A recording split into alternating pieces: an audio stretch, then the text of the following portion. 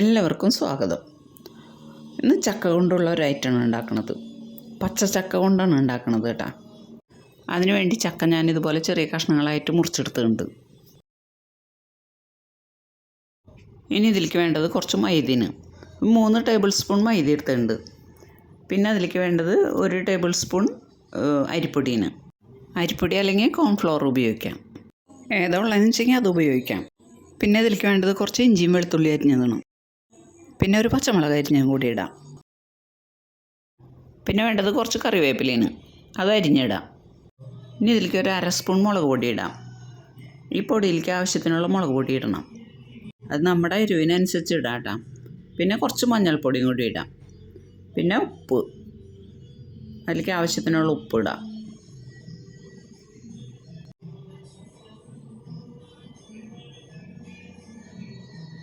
ഇനി അതിലേക്ക് കുറച്ച് കായം പൊടിയും കൂടി ഇടാം.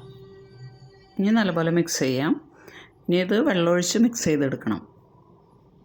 കുറേശ്ശെയായിട്ട് വെള്ളമൊഴിച്ച് അത് മിക്സ് ചെയ്തെടുക്കാം.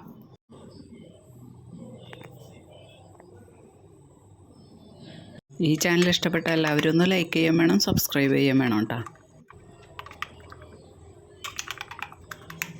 ഉപ്പ് നോക്കാം. സ്വല്പം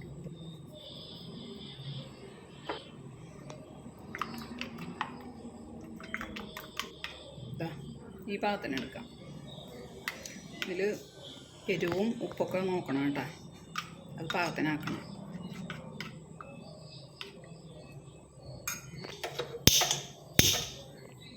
ചട്ടി ചൂടായിട്ടുണ്ട്. ഞാൻ അതിലേക്ക് വെളിച്ചെണ്ണ ഒഴിക്കാം.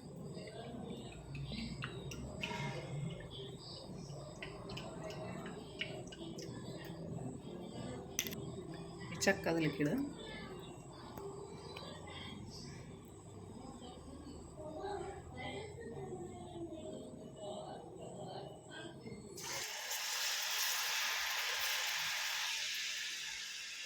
ഇതിങ്ങനെ എടുത്തിട്ട് ഇടുന്നുണ്ടോ, ഓരോന്ന് ഒറ്റ തിരിച്ച് ഇങ്ങനെ ഇട്ടാൽ മതി.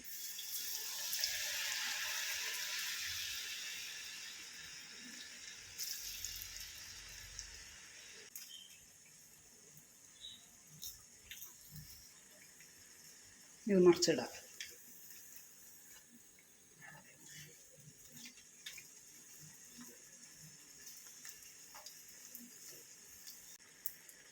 അരിപ്പൊടി ചേർത്തിട്ടുള്ള കാരണം തൊറ്റ തിരിഞ്ഞ് കിട്ടും.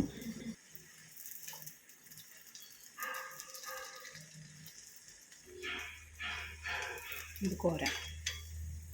തീ കുറച്ചിട്ട് കോരിയെടുക്കണം.